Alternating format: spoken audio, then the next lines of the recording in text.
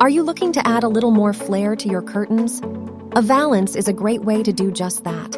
But how do you hang multiple valances on one rod?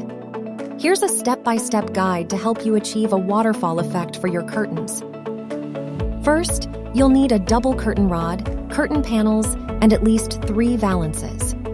To start, install the double curtain rod of your choice on the wall. Next, hang your traditional curtain panels on the rear curtain rod. Then, take the first valance and create pleats in it. This will keep your valances more organized as you work. After you've done that, take the other 2 valances and create pleats in them too.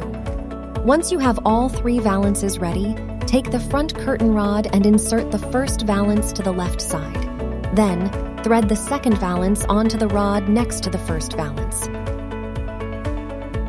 Now, take the right side of the first valance and pull it under the second valance. After that, add the third valance onto the rod, threading the left side of it to the center of the rod. Make sure that the right side of your first valance touches the left side of your third valance. Then, thread the right side of the second valance onto the rod, creating a layering effect. Finally, slide the right side of the third valance onto the rod and put your finial back on.